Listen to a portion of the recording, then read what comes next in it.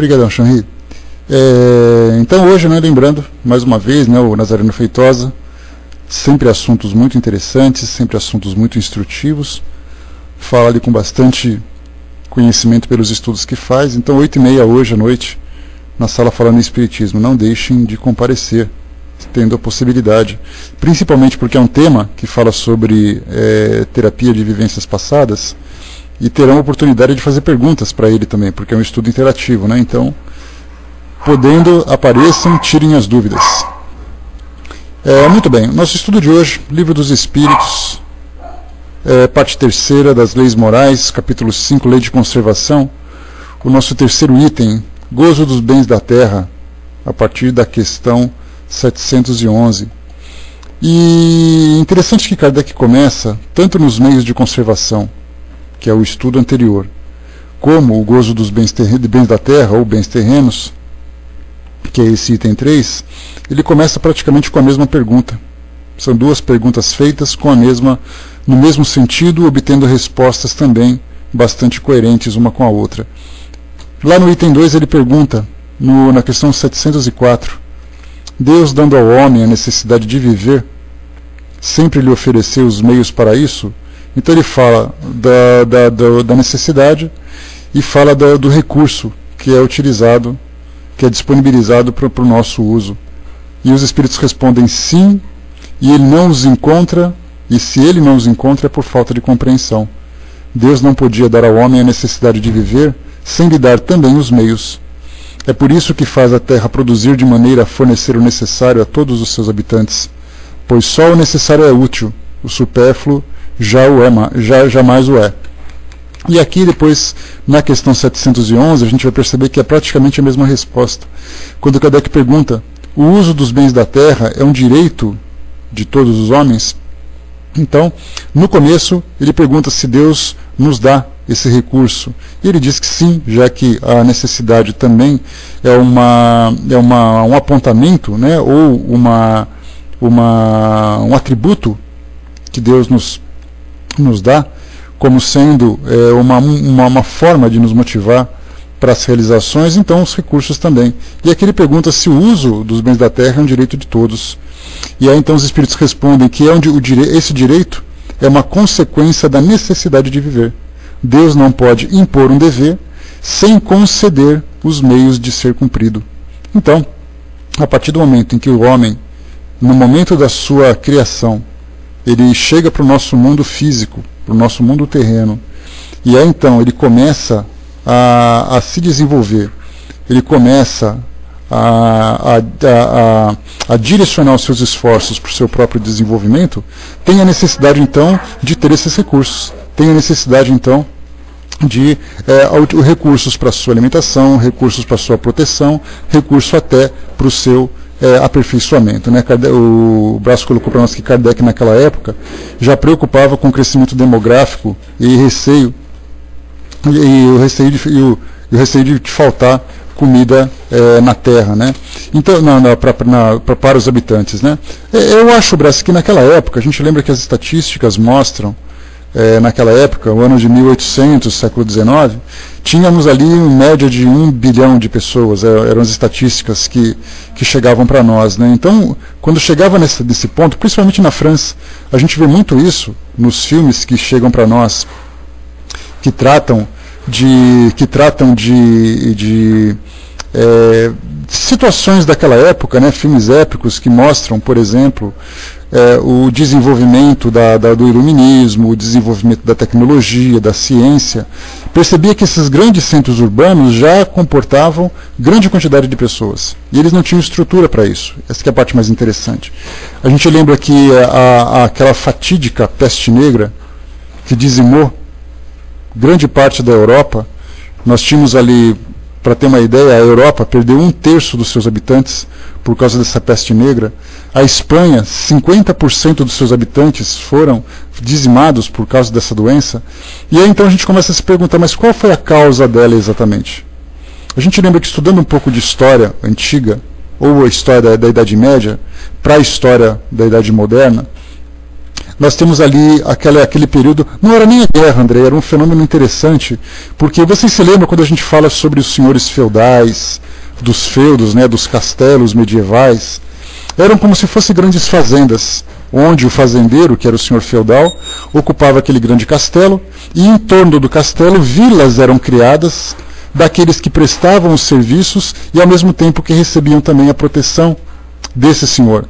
E aí então, nesse contexto, eles começavam a trabalhar na agricultura ao mesmo tempo que recebiam a proteção e viam aqueles duelos, né, as invasões, as conquistas e tudo mais. Chegou um momento em que a própria terra e o clima começaram a oferecer grandes dificuldades para a produção de alimentação. Então eram ali, porque eles não tinham aquela ideia que hoje as técnicas agrícolas oferecem, que é você fazer adubação, você fazer um revezamento para descansar a terra para ela ter uma melhor produtividade, você proporcionar uma irrigação. O homem simplesmente plantava e comia, plantava e comia. Chegava uma época em que a terra já não produzia mais. Aqueles períodos de seca também era algo que castigava e muito a vida daquelas pessoas. E aí então, chegou o momento em que as pessoas começaram a buscar alternativas para sobreviverem. E aí então eles começaram a sair desse meio rural que eram os feudos e começaram a ir para as grandes vilas ou as pequenas cidades que começavam a se formar. E aí houve uma migração bastante grande do campo para as cidades. Só que as cidades, elas não tinham estrutura para receber tanta gente. Eram casas, as pessoas jogavam lixo na rua, porque não tinha rede de esgoto, não tinha rede de coleta, não tinha segurança. E aí então o êxodo foi tão grande, e a quantidade de lixo também acumulada tanto, para a gente ter uma ideia, você tinha um balde dentro de casa, onde você fazia as suas necessidades. Quando o balde estava pela metade e começava a cheirar mal, você virava pela janela e jogava. E aí então quem estiver passando embaixo, as pessoas saíam correndo. Então a rua tinha uma estrutura que o meio da rua era vazado e a calçada onde as pessoas paravam. E aí então, por causa dessa quantidade de lixo, da falta de higiene, do acúmulo de resíduos, a quantidade de pessoas, isso fez com que doenças se proliferassem. A quantidade de ratos era muito grande. E aí então, os ratos, a pulga que estava no rato, provocava então a peste bubônica, que era a peste negra. E aí então essa doença começou a trazer uma grande transformação na Europa naquele período, onde pessoas morriam e eles tinham, de qualquer forma, de arrumar um jeito para sobreviver. Tem um filme interessante, já que vocês gostam tanto de filmes, um filme chamado... Deixa eu pegar aqui. Depois eu pego para vocês aqui com calma. Me lembro de pegar no final, tá, gente? Um filme que mostra exatamente como era a medicina, como era a ciência naquela época. O que as pessoas precisavam fazer para sobreviver. E aí então era assim, corpos que eram jogados nos rios, mostrava assim imagens na França, nos rios na França, na Espanha, na Alemanha, corpos boiando nos rios, corpos acumulados nas ruas, porque as pessoas não sabiam o que fazer. E aí então eles começavam a fazer queimadas, né, de madeira para poder esfumaçar toda a cidade, porque era o único jeito que eles tinham, dentro daquela visão, de espantar aquela peste. Além de todo o misticismo também que envolvia tudo isso. Então chamavam lá os religiosos, chamavam aqueles que eram os feiticeiros para de qualquer forma fazer com que aquilo terminasse. Mas enfim, percebe-se então que no século XIX, quando Kardec vivia, ele exatamente ali era muito, digamos assim, a história estava muito fresca na consciência deles. A quantidade de gente, a falta de estrutura e tudo isso se modificando. Então percebia-se o seguinte, o excesso, a forma como as pessoas viviam, era uma forma equivocada, porque eles estavam preocupados em consumir e não simplesmente equilibrar. Porque é importante que você consuma ao mesmo tempo que você renove. Como hoje nós temos essa conscientização, essa nossa forma de ver o mundo. Mas naquele período não era. Era consumir, consumir, consumir e tudo bem. Só que a natureza, a gente sabe, ela precisa se manter equilibrada. Para se montar um ecossistema, para quem gosta de cuidar de jardins, para quem tem aquários, para quem tem viveiros com animais, é importante a gente criar um ambiente, criar um habitat equilibrado onde os animais possam conviver tranquilamente com a natureza. Imaginemos então a natureza em grande porte, como nós temos hoje, o mundo que a gente vive. Quando há um desequilíbrio, ele naturalmente vai ser forçado a retomar o equilíbrio. Então toda aquela tragédia, toda aquela situação, ela vai perdurar até que naturalmente as coisas vão se equilibrando de novo. Daí então que a natureza, de época em época, ela mesma se renova. E nós estamos passando por uma época de renovação. Renovação climática, modificação da agricultura, os mares, né, o calor, os mares enchendo, os rios poluindo. Então ela provoca um blackout e ela para e começa a se renovar. Só que essa renovação da natureza não está preocupada com quem está sofrendo, quem está morrendo e quem está vivendo. A preocupação da natureza é a seguinte: eu vou me equilibrar e vocês vão ter que se virar e correr atrás. Porque a natureza simplesmente é o que é, seguindo determinações, seguindo leis que são naturais. Né? E quando a gente fala sobre lei de destruição, a gente vai comentar um pouquinho sobre todas essas catástrofes, essas calamidades que afetaram o nosso mundo. Aí então, quando a gente fala sobre essa questão, o uso dos bens da terra é um direito de todos os homens. Então mostra que a natureza, na verdade, para nós, ela é, né, exatamente, né, os apocalípticos da vida, né, que sempre valorizam muito essas grandes tragédias, imaginando que isso é um castigo divino. E não é. É simplesmente a natureza retomando o seu curso natural. Existe uma lei que a rege e essa lei faz com que ela se equilibre. Então, filhinha, pode começar, 711, por favor. O uso dos bens da terra é um direito de todos os homens? Mais uma vez, os espíritos respondem: esse direito é uma consequência da necessidade de viver. Deus não pode impor um dever sem conceder os meios de ser cumprido. E aí então a gente tem na nossa visão bastante limitada essa ideia de que existem aqueles que são privilegiados e existem aqueles que são desprovidos. Ou seja, tem pessoas que nascem com o direito de se alimentar, pessoas que nascem com o direito de se vestir, com o direito de morar, enquanto tem pessoas que nascem simplesmente relegadas ao abandono. Essa é uma visão que nós temos. E é interessante que na época da Reforma Protestante, ali no início do século XVI, aquela história com Martinho Lutero, com Calvino, né, com o rei Henrique VIII, começavam então a surgir novas religiões. E o calvinismo, João Calvino era o responsável por essa nova ideia, começou ali na Suíça, se proliferou ali para alguns países da Europa. Né? Hoje a igreja presbiteriana é uma dissidência do calvinismo. Eles pensavam assim, uma das teorias que eles colocavam, uma das ideias divinas que eles abraçavam, era a ideia da predestinação. Onde eles diziam assim: se você nasce pobre, é porque você tem que ser pobre. Se você nasce rico, é porque você tem que ser rico.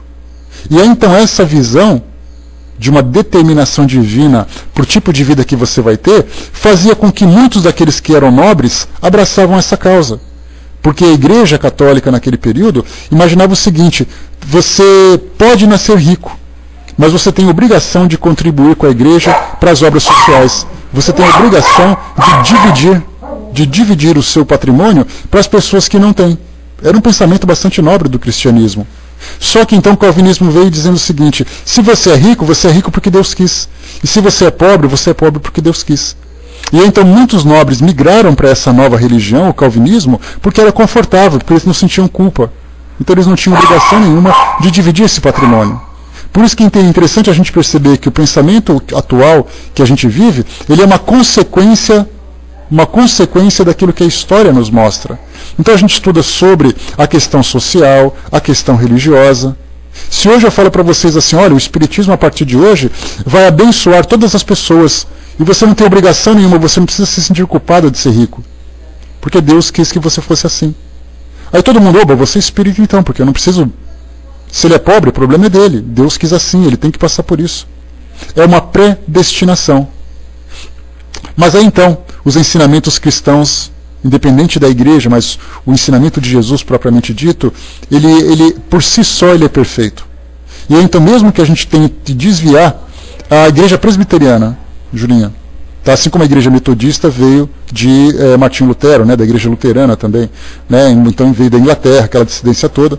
Então, é interessante a gente perceber que a partir do momento em que as ideias cristãs, os ensinamentos de Jesus começaram a se mostrar na sua mais pura expressão, a igreja anglicana na Inglaterra, lá no lado de Henrique VIII, aquela história de Ana Bolena, né, que ele quis se divorciar, mas não podia e tudo mais, então ele criou a própria igreja. E a igreja anglicana ela tem uma dissidência aqui no Brasil, que eu não me recordo qual que é agora, Brás. Ela tem aqui, eu não me recordo qual é, mas eu não lembro, definitivamente não lembro. E aí então, E isso faz muito tempo que eu estudei, então esses são fragmentos de lembrança que eu tenho, mas não lembro da ideia toda completa. Mas então, assim, a gente percebe que o homem tenta adaptar as leis divinas aos seus próprios interesses, mas as leis divinas são por si só perfeitas, transmitidas através de Jesus. E então não é. A Igreja Católica, ela é, sem dúvida nenhuma, a dissidência da Igreja Romana. Né? Ela é da Igreja Romana. Né? Então, diferentemente da Igreja Anglicana. Então, nós temos ali as leis que vão se adaptando, vão se ajustando, e chamando o homem à razão, percebendo que, olha, se você tem mais responsabilidade. A quem muito foi dado, muito será cobrado.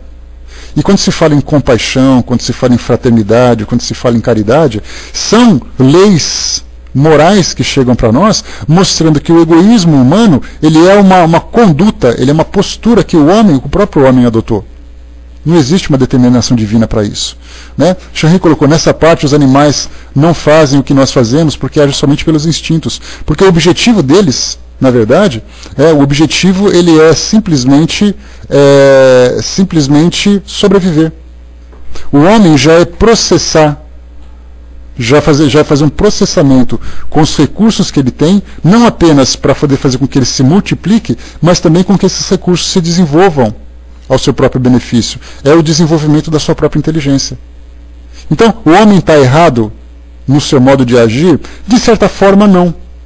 Ele apenas extrapola um pouco mais no abuso desses recursos, acreditando que os prazeres, que é exatamente o capítulo que a gente está estudando hoje, que fala sobre o gozo dos bens da terra, ou os prazeres dos bens da terra, são os prazeres que fazem com que o homem se perca. Mas, na verdade, o estímulo que o homem recebe para poder utilizar esses recursos, ele é um atributo divino, como a gente vê aqui no que os Espíritos passam para nós na próxima questão.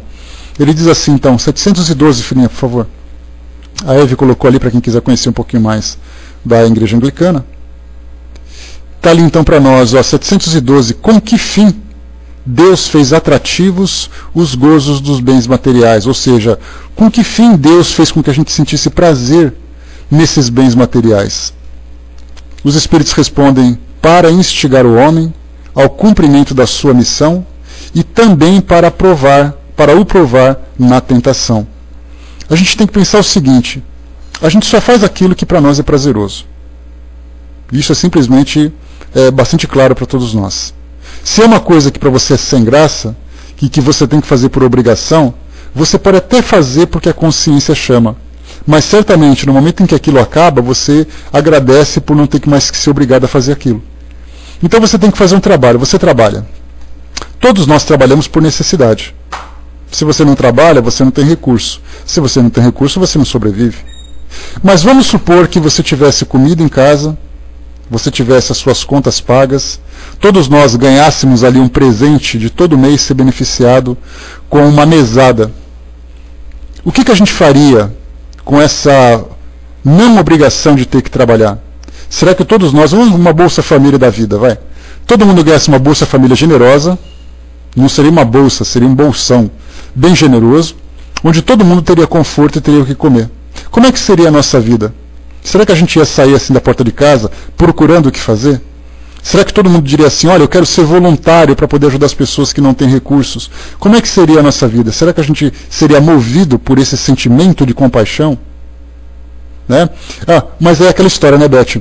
Ficar sem fazer nada é muito chato, mas certamente a gente lembra que a gente sempre ia arrumar uma coisa para fazer. A questão é, essa coisa que a gente ia fazer ia ser produtiva?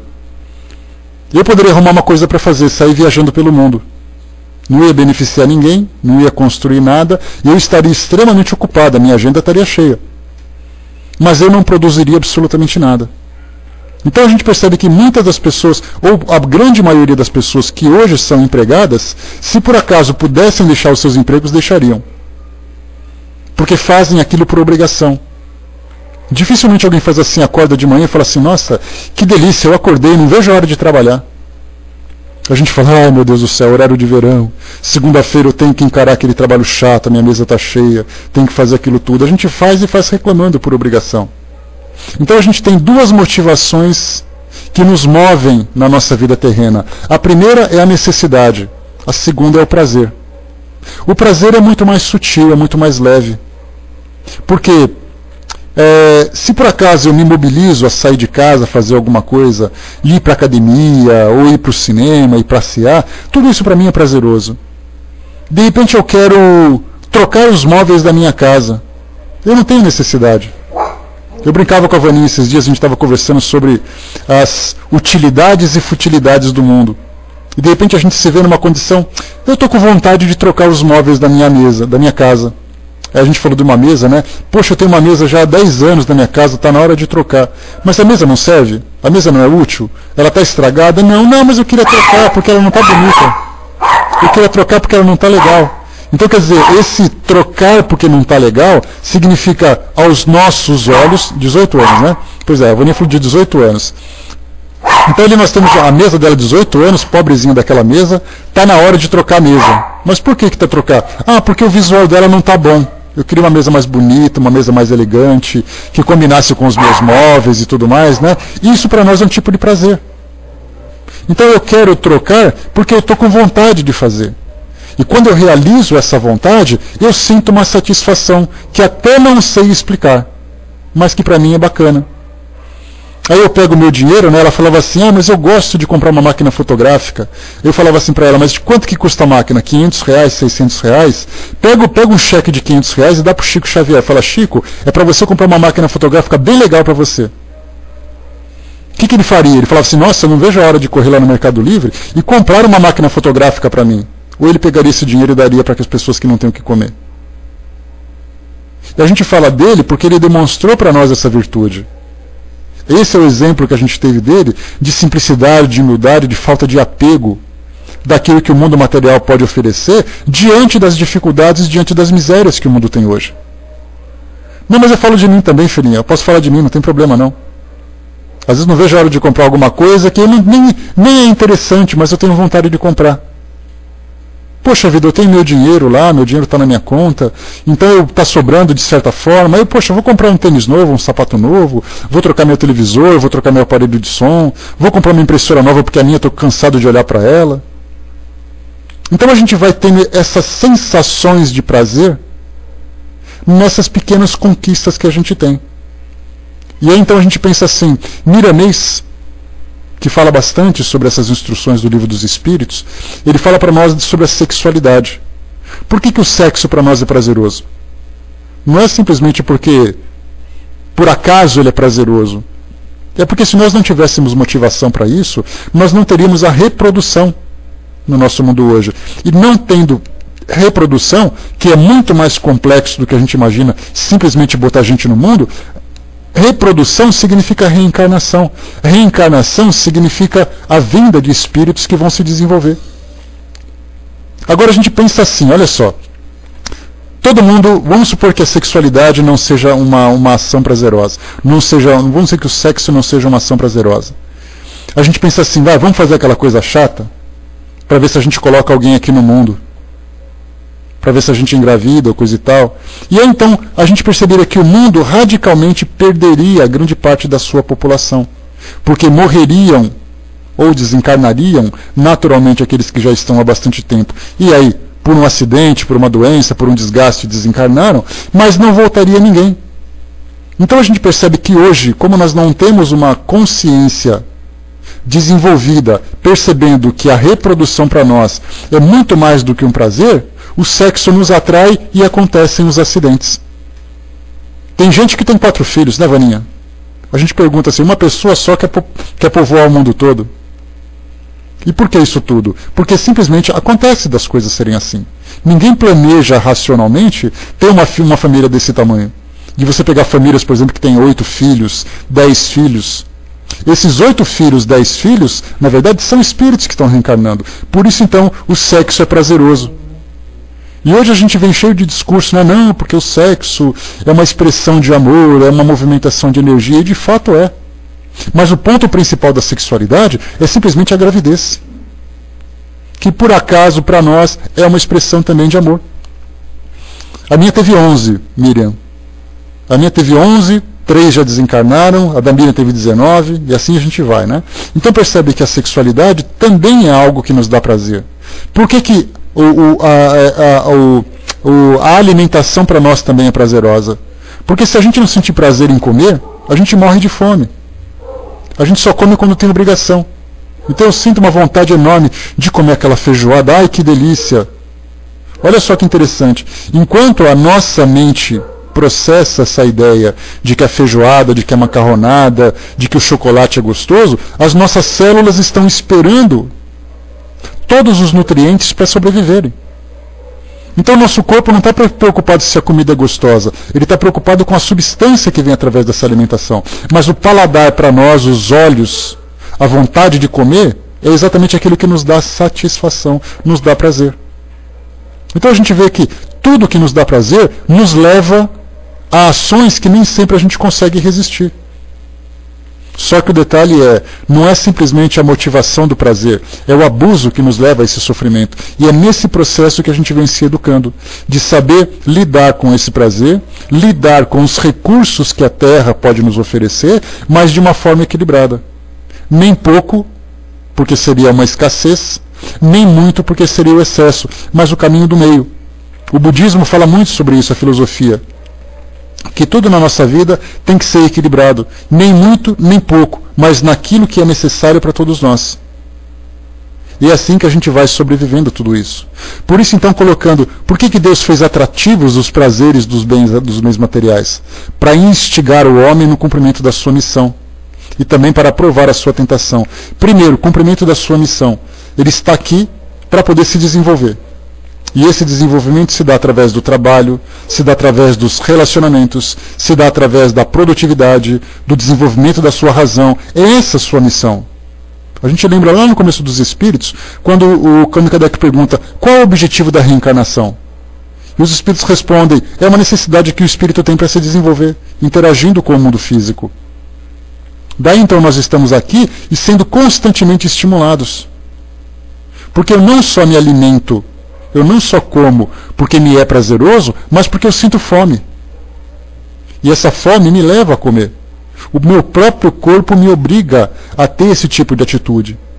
Se por acaso eu não me alimento bem, se por acaso eu não tenho higiene adequada, o meu organismo, que já tem o seu próprio controle, que tem ali o seu próprio programa de gerenciamento de necessidades, ele vai me acusar, ele vai me deixar doente. Ele vai me fazer sentir dor. Ele vai me dar, se eu não tomo banho, ele vai me dar micoses na pele. Olha que interessante. Então eu sou obrigado a tomar banho, eu sou obrigado a me alimentar, eu sou obrigado a ter as minhas necessidades, a viver num ambiente que me proteja, porque o meu corpo precisa disso. Porque se eu tiver que escolher, eu vou escolher como criança, que a gente já colocou, um exemplo que nós citamos uma vez, fala para uma criança de 3, 4, 5 anos de idade o seguinte, olha, a partir de hoje, você pode fazer o que você quiser. Você não precisa seguir as regras. A gente sabe o que vai acontecer com a criança. Ela vai começar a pular, a brincar, a correr, vai comer porcaria, não vai estudar, não vai se desenvolver, até que chega uma hora em que aquele alarme interno vai despertar, porque ela não está se alimentando bem. Não vai escovar dente, não vai dormir direito, né? Pois é, né, Aninha? Sabe como é que funciona, né? Então, quer dizer, não vai tomar banho, não vai se alimentar, não vai escovar os dentes. Depois de um tempo ela vai sentir cárie, vai sentir desnutrição, vai sentir doenças de pele, vai sentir fraqueza, vai se machucar. Então ela precisa do quê? Se educar, se disciplinar naquilo que para ela é equilibrado. Assim como nós também somos assim. Só que os nossos excessos, só eu comer doce, né? Então, quer dizer, dá para saber o que ia acontecer. Então, no nosso caso, como nós já temos uma inteligência mais desenvolvida, somos mais conscientes e mais responsáveis, nós, embora não negligenciemos essas ações básicas para os nossos cuidados, nós nos excedemos em outros. Nós comemos demais, usamos substâncias que para nós é prazerosa, porque a gente busca prazer. A nossa vida é uma vida de sensações. Então, para quem bebe, para quem fuma, para quem usa droga, para quem tem ali atividades das mais diversas, que aparentemente é saudável, isso é prazer. Então, na verdade, o que a gente sofre é no excesso do prazer. Então, primeiro a gente tem essas motivações para cumprir a nossa missão. Mas o segundo também para provar na tentação, ou seja, para se educar. O Kardec volta a perguntar assim, qual é o objetivo dessa tentação? Respondem os espíritos para nós. Pode ir colando, Fininho, por favor. respondem os espíritos, desenvolver a razão que deve preservá-los dos excessos. Então, ao mesmo tempo que eu sou instigado a buscar alguma coisa, a minha inteligência começa a colocar limites. Ou seja, eu posso me alimentar daquilo que eu gosto, mas eu tenho que ter cuidado. Hoje você vai ao médico, a gente lembra que desde que a medicina começou a se aprofundar um pouco mais na análise do nosso corpo, fazendo, por exemplo, testes bioquímicos, vendo colesterol, vendo triglicérides, vendo glicose, vendo todos os sais minerais do nosso corpo, etc. e tal, hoje a gente consegue, através de um mapeamento bioquímico, identificar as deficiências e tudo aquilo que se encontra equilibrado no nosso corpo. Só que um século no passado não era assim. As pessoas morriam com colesterol alto, morriam com triglicérides alto, morriam com glicose alta, ali, com diabetes o tempo todo. Daí então a vida curta que se tinha naquela época, 30, 40, 50 anos, já era o fim de carreira. Hoje a medicina vai se desenvolvendo e nesse desenvolvimento a gente vai encontrando recursos para se equilibrar. Dizia-se mal súbito, exatamente, a pessoa morria mal súbito. É igual a virose nos dias de hoje, né? Você vai ao médico lá com uma dor de cabeça, com uma diarreia, com vômito, o médico coloca lá virose. Não sabe quem causa, por que causa, quanto tempo vai durar, é simplesmente uma virose. E naquela época era o mal súbito. E as pessoas morriam sem saber por quê. Hoje nós temos essas condições. Então significa o quê? Que conforme a inteligência do homem vai se desenvolvendo e a tecnologia acompanha esse desenvolvimento, ele consegue então ter um mapeamento, ter ali uma orientação mais equilibrada. Uma orientação mais equilibrada para que ele possa se disciplinar.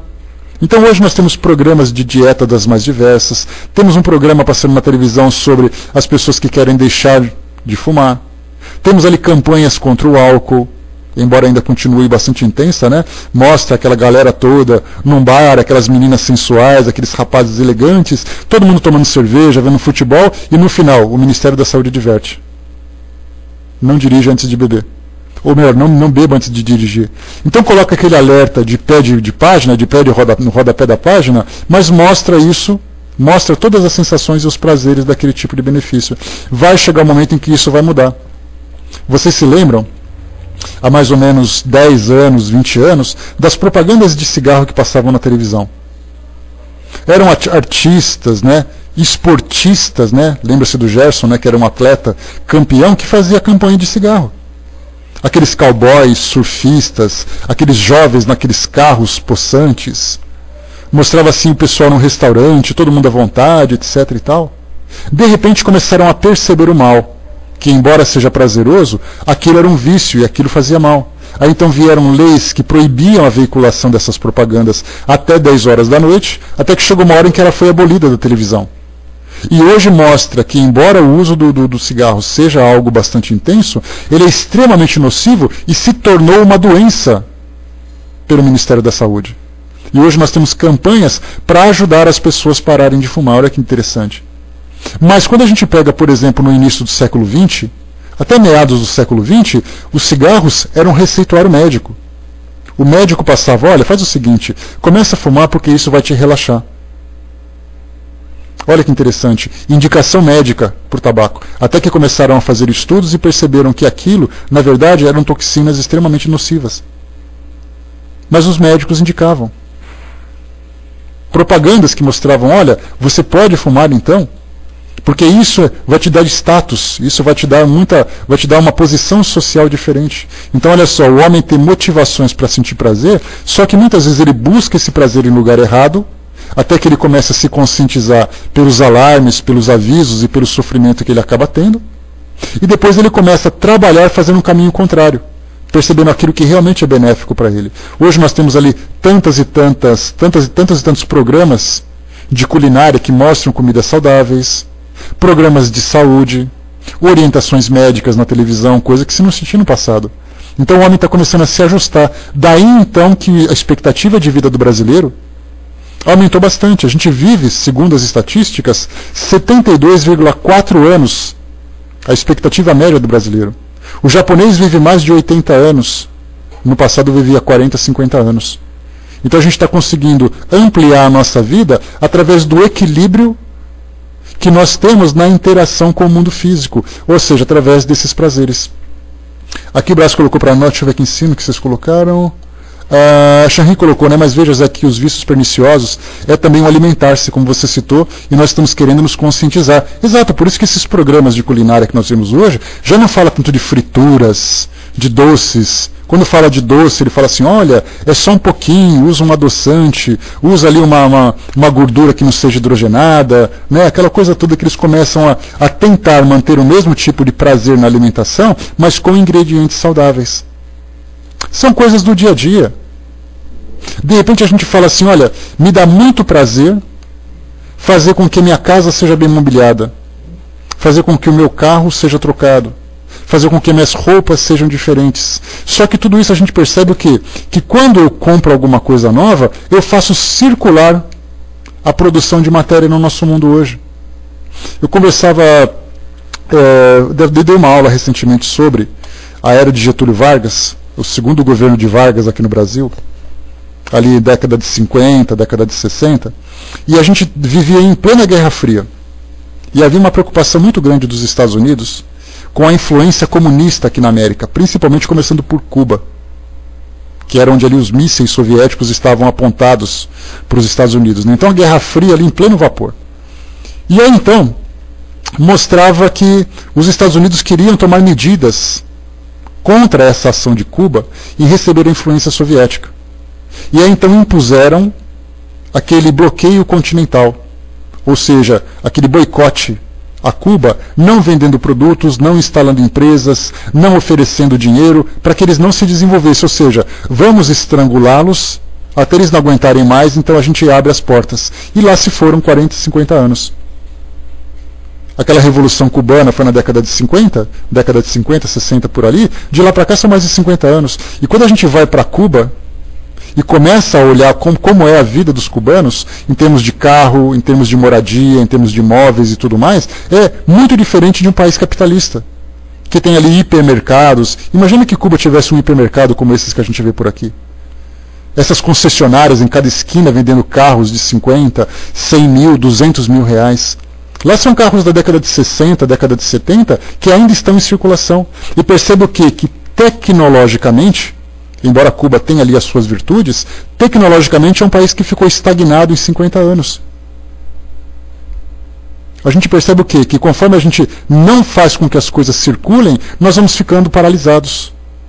E aquele conforto que a gente pode desfrutar para o nosso prazer, significa também desenvolvimento tecnológico. Porque as televisões, os televisores que são utilizados, são aqueles televisores antigos em preto e branco, com aquelas antenas feitas de uma forma artesanal. Enquanto que nós, que vivemos no mundo capitalista, temos TV de plasma, TVs de LCD, antena parabólica, TV a cabo, fábrica de celulares que tem ali iPad, iPhone, qualquer coisa. Então mostra o quê? Que tecnologicamente nós não nos desenvolvemos, nós nos desenvolvemos, mas quando há esse bloqueio, essa interrupção, fica-se estagnado, ou seja, o homem não avança em termos de conhecimento, em termos de tecnologia. O César colocou Cuba, que é o único país da América do Sul e Caribe que não tem nenhuma criança subnutrida, nem domina nas suas conforme a Unicef, né? E a gente pensa o seguinte, né, César? Quando a gente fala, uma coisa não mata a outra, né? É importante a gente lembrar isso. Cuba conseguiu se desenvolver na questão social, mas não na questão tecnológica. Nós temos um desenvolvimento relativo tecnológico, mas sofremos ainda as consequências da falta de consciência social. Mas o ideal, como a gente percebe, o próprio Kardec falava sobre isso junto com Leon Denis, ele dizia que o capitalismo deve ser mesclado com essa ideia do socialismo para que eles possam se desenvolver de uma forma equilibrada. Ou seja, motiva o homem a produzir, ao mesmo tempo que investe os recursos dessa produção no desenvolvimento social. Então nós temos os dois pontos a serem colocados. Porque se a gente pega, nesse caso do desenvolvimento social, num regime tão autoritário como aquele, a gente percebe que se você não concorda, você é morto, você é executado. Essa não é a proposta. A proposta é vamos conscientizar todas as pessoas para que elas vivam de uma forma harmônica e se desenvolvam em conjunto. Isso que é mais importante. Continuando para nós aqui, seguindo, vamos em frente. Deixa eu ver aqui. Vamos lá. A questão 712A que a gente colocou, desenvolver a razão que deve preservá-los dos excessos. Então, na verdade, a gente percebe que essas tentações que a gente acaba sofrendo, nessas tentações, a gente vê que nós somos estimulados à utilização, nós somos estimulados à produção, à aquisição, às conquistas, mas a gente percebe que cada vez que a gente extrapola os nossos limites, vem as consequências. Vem as consequências financeiras, porque eu gastei demais, vem as consequências orgânicas, porque fisicamente eu extrapolei aquilo que eu podia fazer. Então a gente vai se educando. Então aquilo que é tentação, quando eu consigo me educar, simplesmente se mantém equilibrado. Eu, particularmente, não sou uma pessoa que come de uma forma excessiva. Então você pode colocar 50 pratos ali na minha frente, diferentes, dos mais gostosos, que eu vou pegar aquele pouquinho, vou me alimentar e vou ficar satisfeito. Embora quisesse comer mais. Se coubesse, eu comeria, sem dúvida nenhuma. Mas como eu me satisfiz naquele momento, o meu corpo já está num ponto em que ele não pede mais excessos. Alguns tipos de sensações e prazeres que normalmente as pessoas sentem, aquilo particularmente não me estimula. Mas tem outros que ainda me estimulam. Então nós estamos passando por uma reeducação, cada um equilibrando de um lado, torcendo um pouco do outro, trabalhando aqui para poder viver de uma forma saudável, de uma forma feliz e tudo mais. Então é um processo que a gente vai trabalhando, a gente vai se desenvolvendo. Pessoal, vamos em frente, vamos lá. Não estamos falando de questões políticas. Kardec faz um comentário para nós aqui, vamos lá.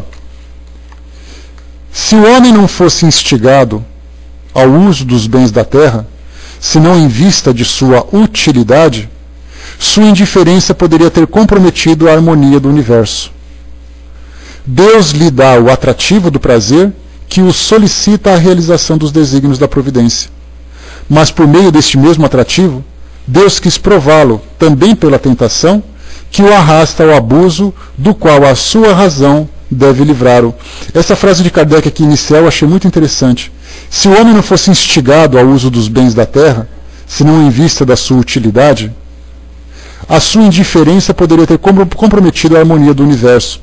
Lembremos que essa harmonia do universo, ela depende essencialmente do desenvolvimento do intelecto e do desenvolvimento de valores. Não pensemos que construir prédios, desenvolver computadores, satélites, automóveis, etc. e tal, isso significa o desenvolvimento do universo.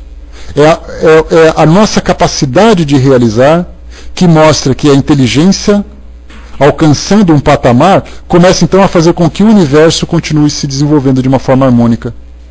Ao mesmo tempo que esse entendimento, ou esse intelecto desenvolvido, esse recurso adquirido pelo trabalho, pelas realizações, pelo raciocínio, é aplicado, deve ser aplicado com os valores que vão melhor direcioná-los. A gente já viu o que aconteceu na nossa humanidade, na nossa sociedade, na história, a história registra isso. O que aconteceu quando o homem aplicou a sua inteligência sem valores? Provocou guerras, provocou morte, provocou destruições. O homem cria a máquina para construir, mas ele não está preocupado com o resultado dessa construção. E aí então ele fala assim, olha, eu posso até, porque eu vi esses dias no documentário, que falava sobre grandes máquinas nos Estados Unidos, em especial aquelas que fazem extração de árvores.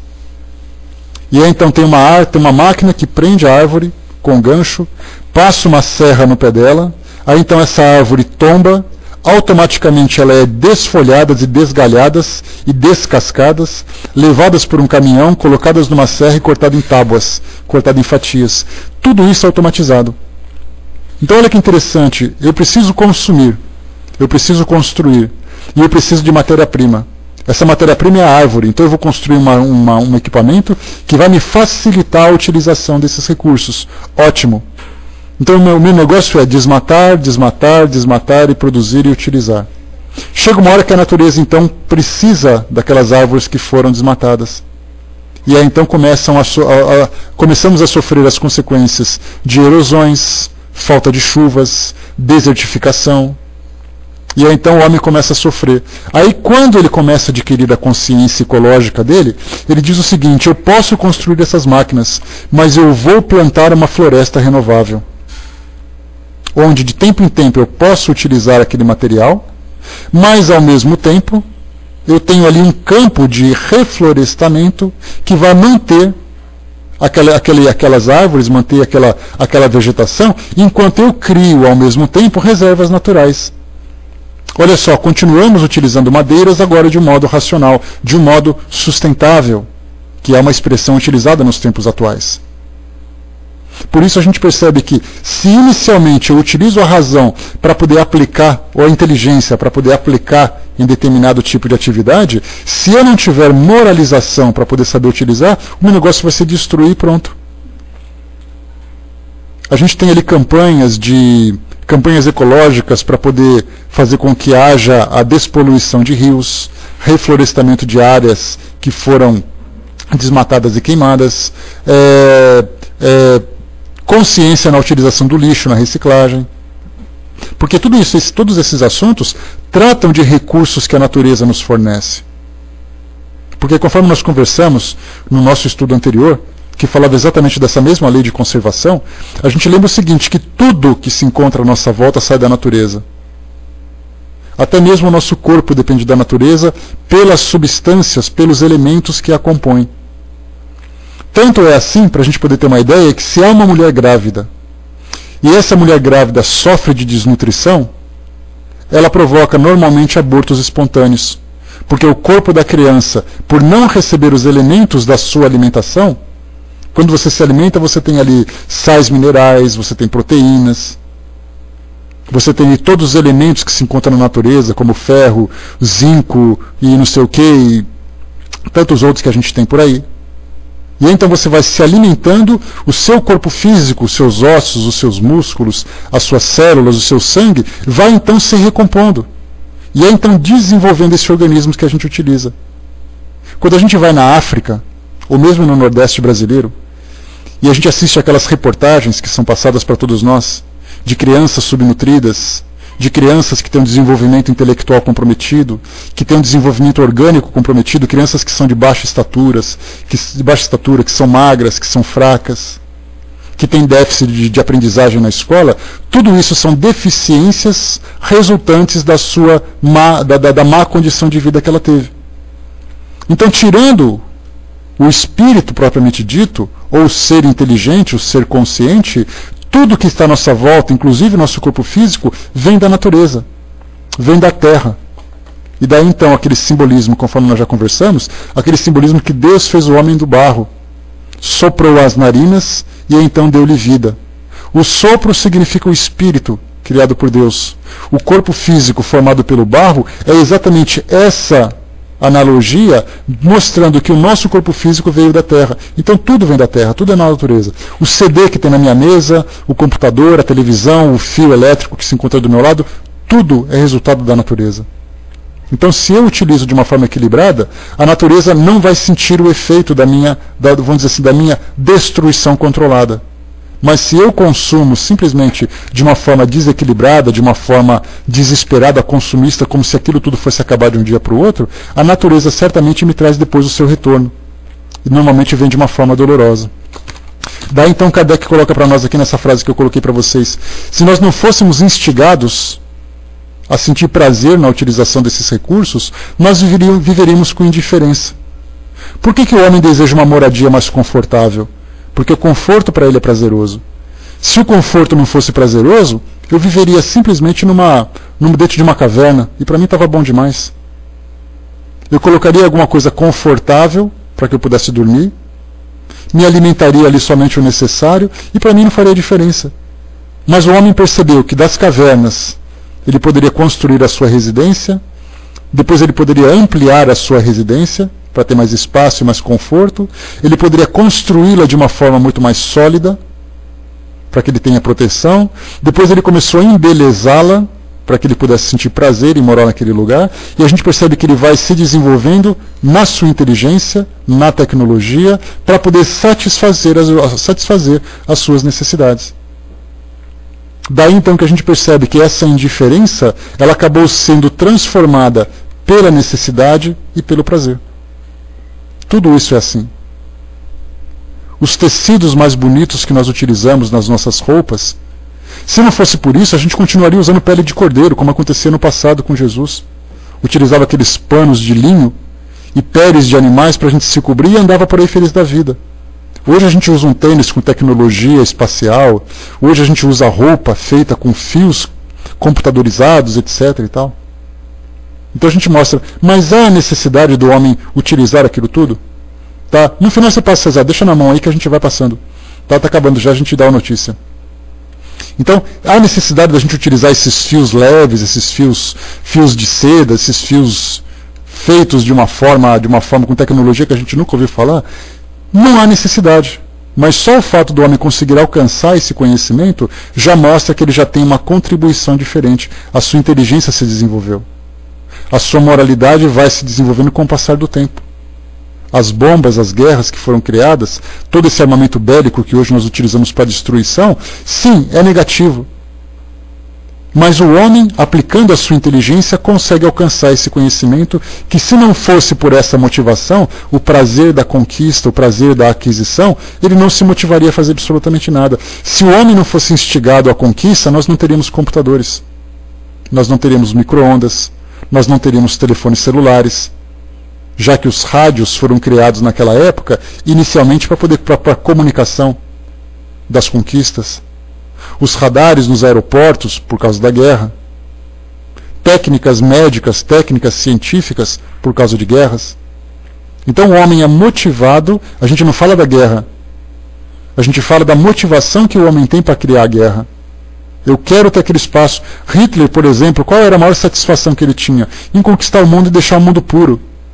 É um prazer bizarro, é um prazer desequilibrado, mas se não fosse por esse prazer, nada daquilo aconteceria e as aplicações tecnológicas não surgiriam. Em frente para a gente poder chegar aqui na última parte, vamos lá. Questão 713, vamos lá, filhinha. Os gozos, ou seja, os prazeres, têm limites traçados pela natureza? Então a gente pode sentir prazer, mas até onde a gente pode se deixar levar por esse prazer? Eles colocam para nós, sim, para vos mostrar o termo necessário, mas pelos vossos excessos chegais até o aborrecimento, e com isso vos punis a vós mesmos. E a gente lembra um detalhe interessante, que quando a gente fala sobre os abusos, que infelizmente nós nos deixamos levar na nossa vivência, no nosso cotidiano, no nosso dia a dia, surgem então, organicamente, por exemplo, as doenças, os desconfortos, como ele coloca aqui, os aborrecimentos. Tchau, vai com Deus, Aninha. Os aborrecimentos. Questões sociais, que hoje o homem vive na miséria, ou vive na opulência, tudo isso para nós são programações reencarnatórias, que os espíritos, por terem provocado alguns abusos no passado, ou por terem abusado no passado, devem se educar com certas restrições. Daí então doenças congênitas, condições sociais difíceis, que as pessoas se educam, elas dizem assim, olha, eu prefiro nascer na miséria do que cometer os erros que eu cometi no passado. E aí, então ele opta por uma vida dolorosa, uma vida difícil, cheia de limitações, para que ele possa se educar. Por isso que hoje há a miséria, há a opulência, há as doenças, como consequências dessas vivências do passado que a gente teve, e tendo a aplicação da lei de causa e efeito, onde as expiações, que são os processos educativos para todos nós, vêm para nos reeducar. Então não é somente alguma coisa momentânea. Muita gente hoje que desenvolvem doenças gástricas, doenças pulmonares, doenças nervosas, pelo abuso que fazem em busca de prazeres, nascerão com sequelas no futuro de novo, sofrendo. E aí então eles continuam perpetuando todas essas angústias, esses aborrecimentos, pelo fato de não saber viver de modo equilibrado. Doenças orgânicas, doenças psíquicas, doenças emocionais, doenças sociais. Tudo isso por quê? Pelos excessos do modo como ele vive. Se ele se restringir a viver apenas aquilo que ele precisa, ser produtivo, ser útil, desenvolver os seus valores, a sua próxima encarnação já está determinada. Ele não terá que se reeducar de uma forma dolorosa. Ele simplesmente vai dar sequência naquilo que ele já aprendeu, naquilo que ele já conseguiu alcançar.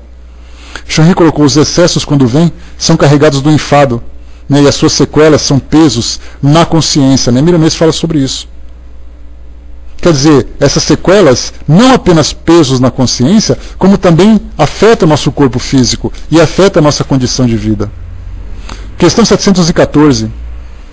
Que pensar do homem, diz para nós aqui Kardec, que procura nos excessos de toda espécie um refinamento dos seus gozos, ou seja, Por que ele procura? Quando fala em refinamento, significa o homem se tornar mais requintado, o homem se tornar mais seletivo. Então ele quer beber o melhor vinho, ele quer vestir a melhor roupa, ele quer morar na melhor localização, ele quer ter a melhor profissão. Tudo isso para ele são ações que ele busca, são motivações que muitas vezes fogem do equilíbrio, fogem da razão. Muitos de nós queremos morar em lugares bons, lugares que sejam confortáveis. Mas a pergunta é, você quer ter uma condição de vida melhor em termos de proteção, ou você quer viver naquele local porque te dá mais status na questão do exibicionismo? Muitos de nós fazemos isso. Pegamos esses carros, por exemplo, que são produzidos nos tempos de hoje, e assisti esses programas de automóveis, e tinha ali um carro que custava $1,5 milhão. Aqueles carros superpotentes, que vão de 0 a 10, né, de 0 a 10 vão ali a 150 km por hora. Um carro que atinge 300 km por hora. E a gente fala $1,5 milhão, pagando por um carro daquele lá. O que eu desejo exatamente com aquele carro? Me transportar, me exibir ou sentir prazer? O transporte é o último recurso, né? É a última função daquele automóvel. Tanto que é assim que nós vemos pessoas que compram um carro desse para deixar na garagem.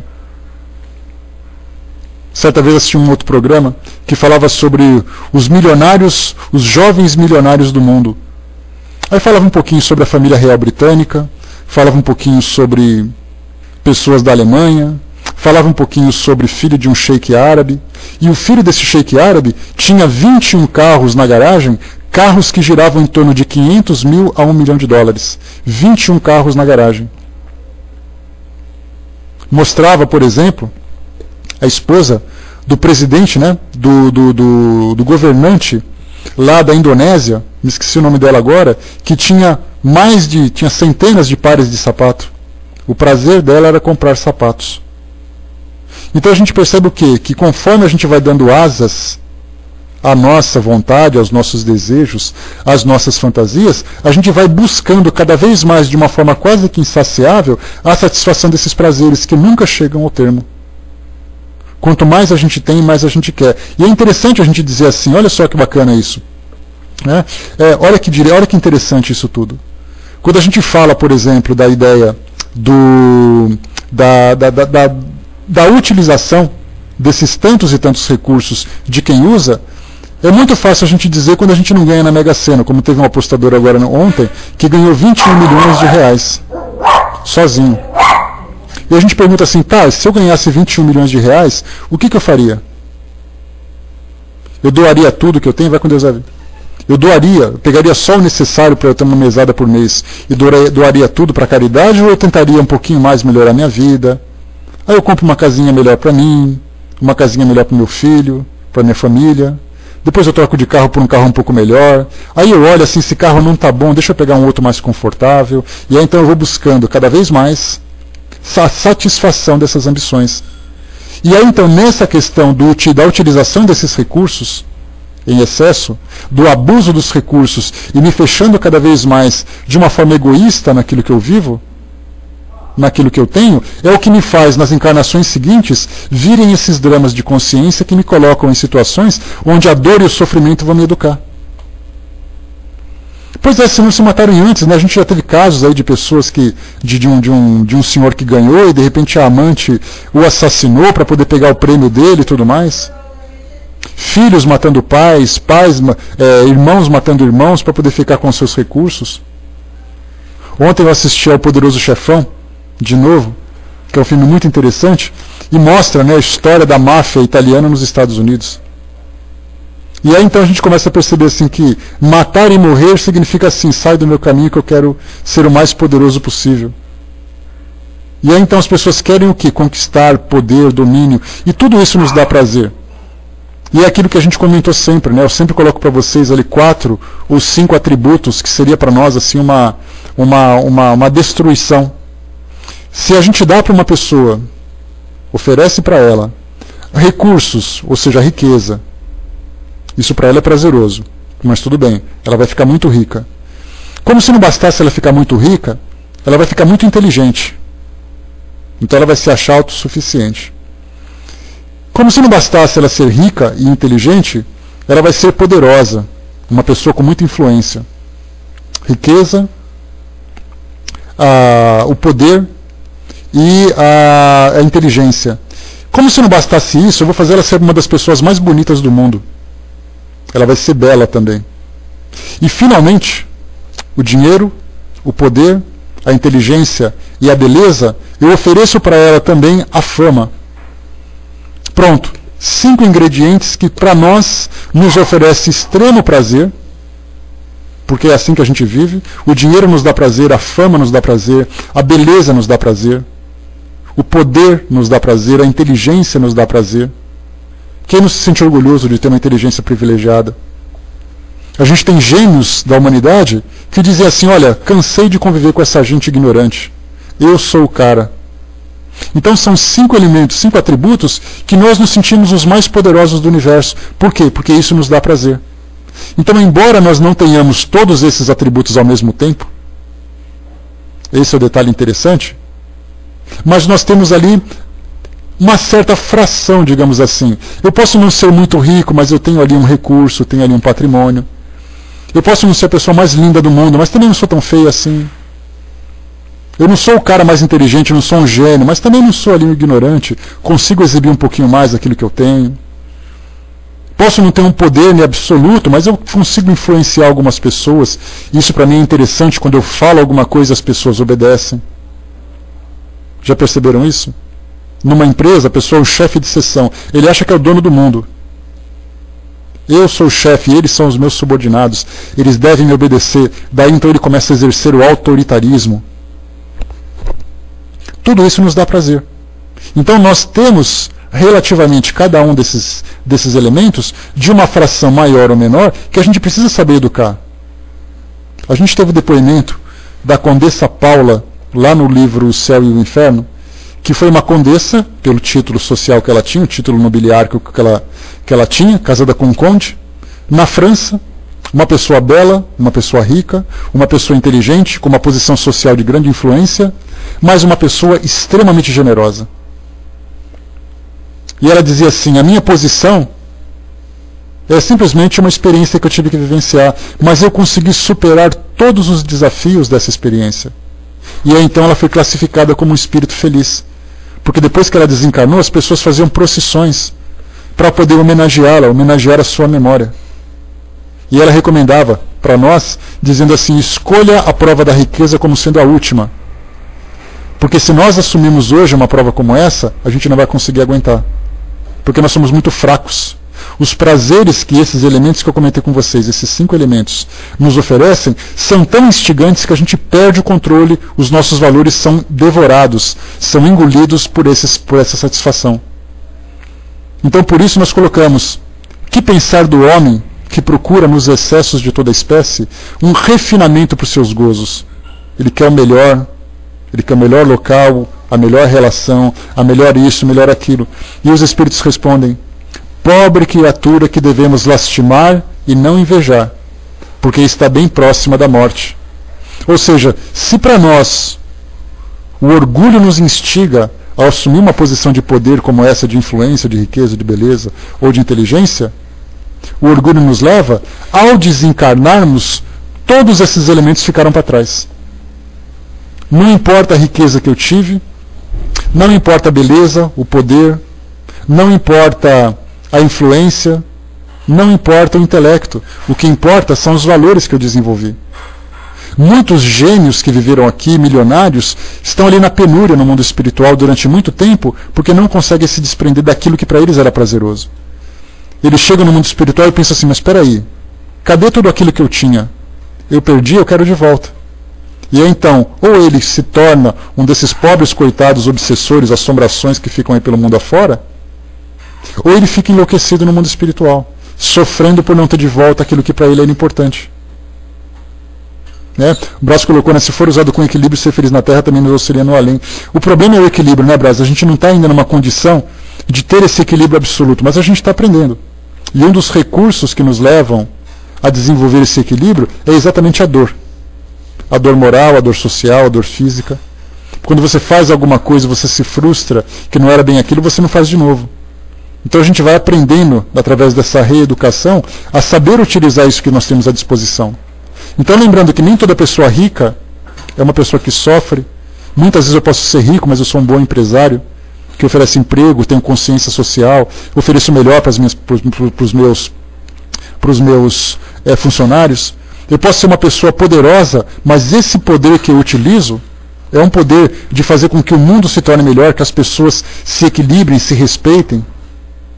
Se eu tenho inteligência, posso utilizar essa minha inteligência não de uma forma egoísta, mas de uma forma a desenvolver a sociedade onde eu me encontro inserido. Se eu sou bonito, essa beleza me dá uma certa influência. E essa influência pode ser produtiva se eu induzir as pessoas a se tornarem melhores, generosas e tudo mais. Tudo isso é importante para todos nós, só que infelizmente a gente acaba depois pecando um pouquinho por não saber lidar com tudo isso. Aquela história assim, se você coloca a criança numa loja de doces, ela acaba se lambuzando, porque ela não sabe utilizar na medida certa. E são poucos aqueles que aqui estão no nosso mundo hoje que são capazes de fazer isso. De utilizarem esses recursos de um modo equilibrado e produtivo. Por isso então que nós não somos muito ricos, somos mais ou menos, não somos tão miseráveis, mas também não somos ricos. A nossa inteligência é relativa, estimulada pela necessidade, pelo círculo social. Então tudo na dose certa para que a gente possa se desenvolver. E quando o Espírito colocou para nós aqui, porque essa pessoa que abusa, essa pessoa, vai com Deus, Julinha, essa pessoa que abusa desses excessos é uma pobre criatura que está bem próxima da morte. Kardec pergunta: é da morte física ou da morte moral que ela se aproxima? E os espíritos respondem de uma e de outra. Da morte física pelos excessos e pela agressividade que ele proporciona a si mesmo, que ele infringe a si mesmo, e da morte moral. Essa morte moral significa que você vai se distanciando tanto dos valores que são importantes para o espírito se desenvolver, que você se torna cego, vivendo as fantasias dos estímulos do mundo. E Kardec coloca para nós aqui como comentário final: o homem que procura, nos excessos de toda espécie, um refinamento dos gozos, coloca-se abaixo dos animais, porque estes sabem limitar-se à satisfação de suas necessidades. Ele abdica da razão de que Deus lhe deu para a guia, e quanto maiores forem os seus excessos, maior é o império que concedeu à sua natureza animal sobre a espiritual. As doenças, a decadência, a própria morte, que são consequências do abuso, são também a punição da transgressão da lei de Deus. Então a lei de Deus é uma lei natural, que nos dá estímulo para o nosso crescimento, nos dá objetivos para o nosso desenvolvimento, e se nós nos desviamos dessa lei, nós somos arrastados de volta. E esse arrastamento, infelizmente, nos provoca muito sofrimento. Daí então, quando se fala sobre desfrutar dos bens da terra, se nós não soubermos equilibrar, e infelizmente nós não sabemos ainda, me lembro de uma cena em que um homem tinha um relógio de 5 mil reais, um relógio que era folhado a ouro, 5 mil reais, e carregava com toda opulência aquele relógio dourado no braço. E a gente fica se perguntando, mas ele está utilizando o relógio para ver as horas ou para mostrar que tem poder? Certamente a gente sabe que é para mostrar que tem poder, porque é uma necessidade que ele tem de se impor através daquilo que ele tem de material. E infelizmente, embora nós não carreguemos relógios de ouro, nós utilizamos roupas, objetos, ações que nós temos para poder mostrar esse nosso prazer, de nos sentirmos importantes por aquilo que nós temos e não por aquilo que nós somos, porque sabemos que a reforma moral ela é sempre muito dolorosa para todos nós. Eu tenho que abrir mão do meu orgulho, do prazer. Eu não quero fazer isso. Eu quero continuar sentindo prazer, eu quero continuar sendo orgulhoso. Então a reforma íntima que os Espíritos falam para nós é a gente viver na humildade, na simplicidade. E mais uma vez a gente traz aqui a imagem de Chico Xavier da forma como ele vivia. Naquele quartinho, com aquela caminha, a cabeceira cheia de livros. E a única vaidade que ele tinha, que as pessoas comentavam, eram os bonés. Eram aqueles chapéuzinhos que ele utilizava para poder esconder ali o seu cabelo. E tem até aquela passagem interessante no filme do Chico Xavier, né, Chico Xavier, o filme, da sua biografia, em que Emmanuel pergunta: para que isso agora? Ele fala: eu quero usar e pronto. O orgulho que ele tinha era usar um chapéu. Ou era pintar o cabelo, não lembro o que ele utilizou. Uma coisa simples, banal, o maior prazer que ele tinha. Mas no mais, ele vivia simples, com simplicidade e com humildade, que era exatamente aquilo que a gente precisa desenvolver em nós. Era a peruca, né? Exatamente, Sr. Era a peruquinha que ele utilizava. E Emmanuel pergunta, mas para que essa peruca? Eu vou usar e pronto, não é da sua conta. Dentro da intimidade deles lá. Essa era a vaidade que ele alimentava dentro daquilo que nós conhecemos de Chico Xavier. E quais são as vaidades que nós alimentamos na nossa vida? Com relação a tudo que nos envolve, tudo aquilo que nós desejamos. É isso que nós precisamos trabalhar. Perceber que essas aquisições, elas podem ser úteis, mas desde que elas não ultrapassem os limites do excesso. Porque aí então a gente se torna muito mais apegado às conquistas do que ao significado dela para todos nós. Meus amigos, fechando por aqui então o nosso estudo, lembrando, pois é, né? E tem a mesma coisa também do próprio Divaldo, né, que pinta o cabelo e tudo mais. As pessoas sempre falam, né, nossa, mas como ele é vaidoso, ele pinta o cabelo, né? As pessoas se preocupam tanto com coisas que os outros fazem e não se dão conta daquilo que eles próprios fazem. Por que não pintar o cabelo? Qual é o problema dele se sentir bem com ele mesmo, dele se olhar para o espelho e dizer assim, olha, eu não preciso ficar um bagaço enrugado para dizer para as pessoas que eu sou humilde. Eu posso ter a minha vaidade pessoal, a minha autoestima elevada, eu posso me cuidar. Até naquele Pinga-Fogo de 71, foi perguntado para o Chico Xavier o que ele achava das cirurgias plásticas. Ele dizia assim, né, depois vocês pegam no YouTube, coloca cirurgia plástica, Pinga-Fogo. Ele falava assim, né, olha, isso é muito importante porque as pessoas se sentem bem. Só deve tomar cuidado para que isso não se torne uma obsessão, de querer conquistar a beleza e não de você se equilibrar através de uma cirurgia plástica. Então são os recursos que nós temos para poder fazer com que a gente se sinta bem, se sinta feliz. Mas essa felicidade não em função daquilo tudo, mas uma felicidade que nos dá a alegria de viver e que faça com que a nossa vida seja produtiva, seja feliz mesmo de fato. É o mais importante para nós. Bom, eu vou passar então para o nosso amigo Reinaldo, que vai fazer um encerramento para nós. Concluímos então aqui esse nosso assunto. Tá? E César, depois coloca na área de texto, eu volto em seguida para falar sobre o congresso que você quis passar para todos nós. Né? Com o tempo a gente está num processo, César, em que você ostentar alguma coisa já não é assim tão elegante. Digamos assim, acaba, assim como os fumantes durante um tempo eram considerados poderosos, hoje são politicamente incorretos. São assim, provocam um certo tipo de incômodo esse tipo de hábito, mas no passado isso era muito natural. A utilização e o abuso desses recursos vai chegar um momento em que as pessoas vão utilizar, mas por que ele está abusando aquilo tudo? O que ele espera fazer com isso? As pessoas vão olhar e vão estranhar alguém querendo se exibir com aquilo que possui.